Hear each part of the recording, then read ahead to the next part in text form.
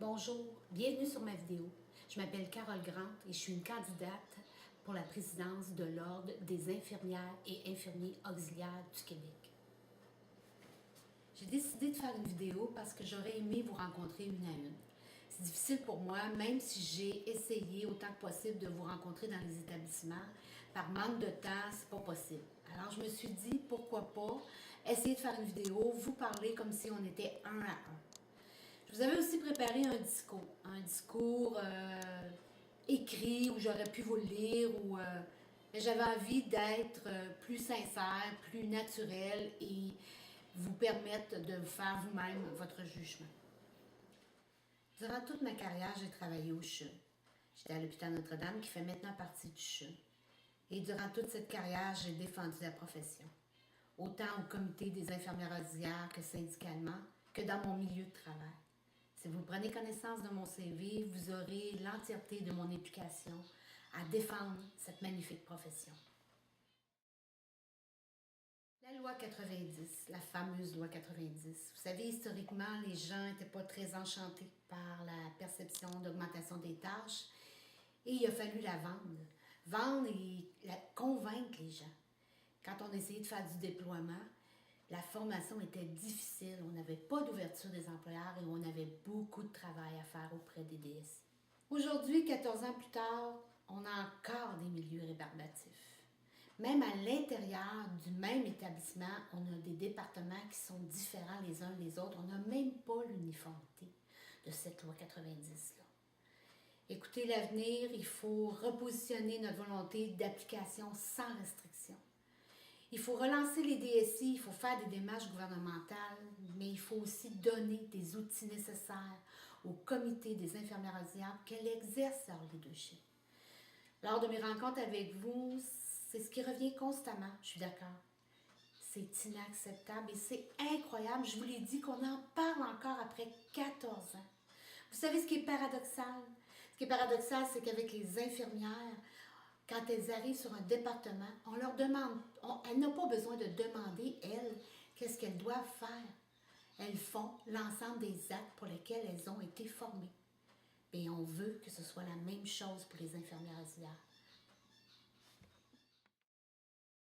Je veux prendre toutes les mesures nécessaires avec les ressources pour expliquer aux dirigeants l'apport extraordinaire que l'infirmière auxiliaire apporte lorsqu'on lui permet de faire l'ensemble de ces actes pour lesquels elle a été formée. Je suis persuadée que cela peut se faire dans le respect d'une des missions de l'Ordre, soit la promotion de la profession.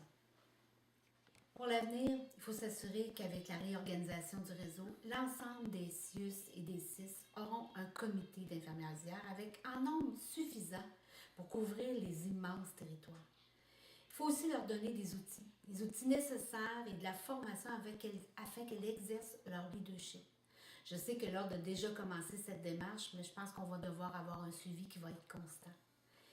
Ça va permettre de poursuivre la promotion et la visibilité de l'infirmière auxiliaire, tant auprès des autres membres de l'équipe, du public, du ministère, des médias et des DSI. Il faut aussi bien clarifier son rôle et permettre son intégration partout. Il faut garder un contact étroit avec vous, nos membres. Vous êtes les premiers défenseurs de la profession. Bien sûr, il faut garder en tête que tout doit se faire avec le mandat essentiel de la protection du public. Je comprends que mon rôle de présidente, ce n'est pas un rôle de terrain, mais je suis prête à l'assumer. Je veux m'investir à un autre palier. Je suis prête à promouvoir et supporter les projets de l'Ordre. Je veux aussi mettre en place en priorité des projets pour la promotion et l'avancement de la profession. J'ai pris connaissance du programme d'intégration des infirmières et infirmiers auxiliaires en GMF et ça, c'est un projet qui m'allume. Je veux faire grandir la profession. L'intégration dans des milieux non conventionnels, c'est un projet qui me tient à cœur. J'y ai participé localement. Quel beau défi au niveau provincial. Je connais les embûches des employeurs et leur fermeture, alors allons ensemble ouvrir cette porte close. J'aime travailler en équipe et je sais reconnaître le travail des gens qui m'entourent. Je suis certaine qu'avec des gens motivés, on peut faire avancer les choses.